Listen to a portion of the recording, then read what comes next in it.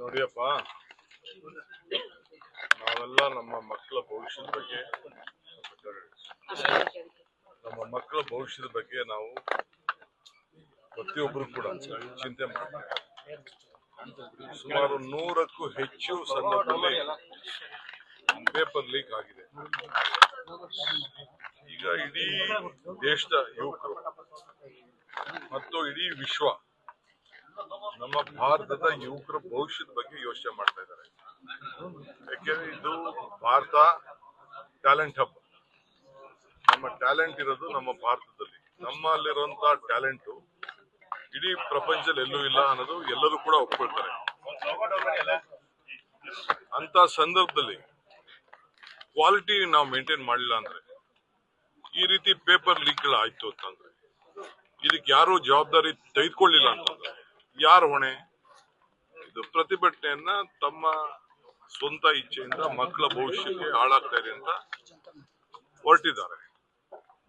ಇದು ಪ್ರಜಾಪ್ರಭುತ್ವ ವ್ಯವಸ್ಥೆಯಲ್ಲಿ ಪ್ರತಿಭಟನೆ ಮಾಡೋದು ಎಲ್ಲರ ಹಕ್ಕು, ಎಲ್ಲಾ ಪಾರ್ಟಿಯವ್ರದ್ದು ಹಕ್ಕು, ಎಲ್ಲಾ ಯುವಕರದ್ದು ಹಕ್ಕು.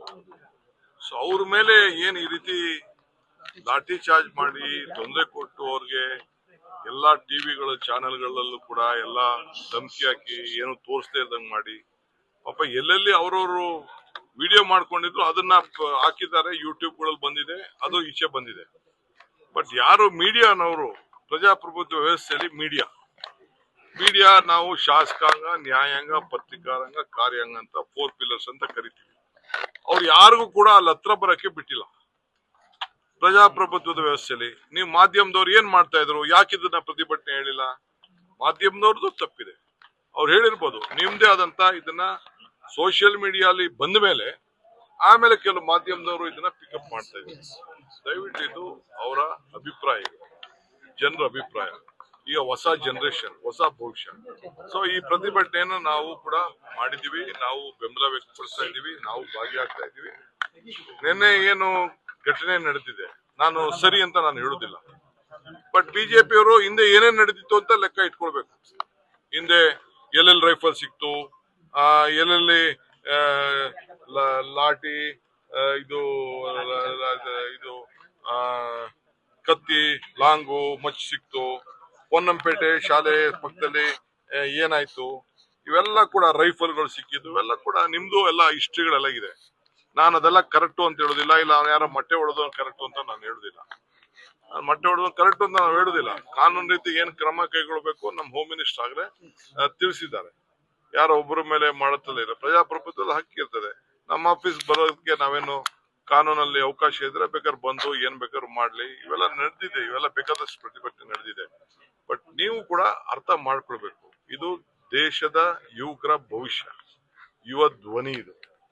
ನಾವು ಇದಕ್ಕೆ ಅವ್ರು ಯಾರಿಗೂ, ನಿಮ್ಮ ಮಕ್ಕಳೇ ಅಲ್ಲಿ ವಿದ್ಯಾಭ್ಯಾಸ ಮಾಡ್ತಾ ಇದ್ದಾರೆ, ನಿಮ್ಮ ಮಕ್ಕಳಿಗೆ ಭವಿಷ್ಯಕ್ಕೆ ಹಾಳಾಗ್ತಾ ಇದೆ. ಯಾಕೆ ಮುಚ್ಕೊಳ್ತಾ ಇದ್ದೀರಾ? ಒಪ್ಕೊಳ್ಳಿ.